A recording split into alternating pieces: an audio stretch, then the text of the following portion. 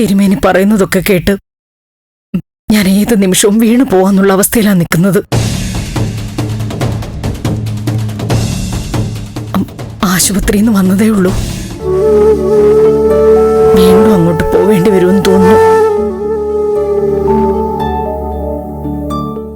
അമ്മേ, ഇപ്പൊ അതിനെക്കുറിച്ചൊന്നും പറയണ്ട.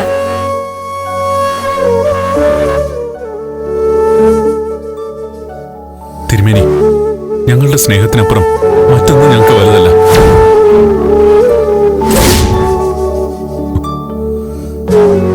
ഇപ്പോഴും അങ്ങനെ തന്നെ. ജീവിതകാലം മുഴുവൻ ഞങ്ങൾ ഒരുമിച്ച് ജീവിക്കും.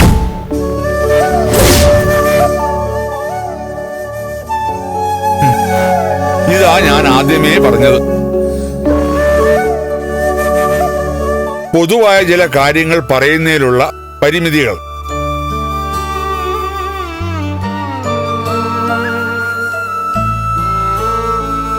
ക്ഷമിക്കണം തിരുമേനി.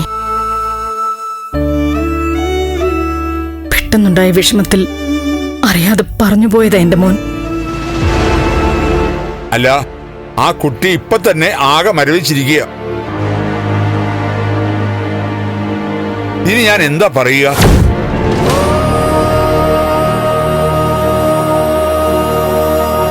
തിരുമേനി, ഇതിന് എന്താ ഒരു പരിഹാരം? അതൊന്ന് പറയാമോ? പറയാം.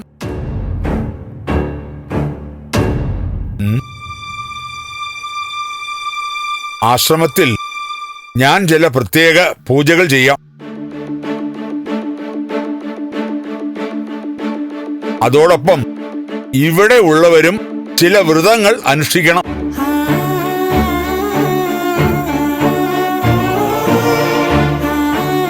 അടുത്ത പൗർണമി നാളുവരെ നിങ്ങൾ ഭാര്യയും ഭർത്താവും ഒന്നിച്ച് ഒരു മുറിയിൽ കഴിയാൻ പാടില്ല.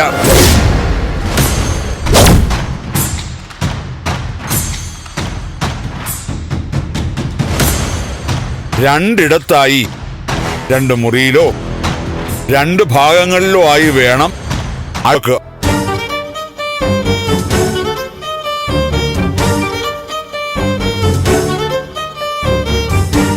വീട്ടിൽ കഴിയുമ്പോൾ എന്തൊക്കെ ശ്രദ്ധിക്കണമെന്നും എങ്ങനെയാണ് പൂജകൾ ചെയ്യേണ്ടതെന്നും ഏത് മന്ത്രങ്ങളാണ് ഉരുവിടേണ്ടതെന്നും ഞാൻ വിശദമായി പറഞ്ഞു തരാം.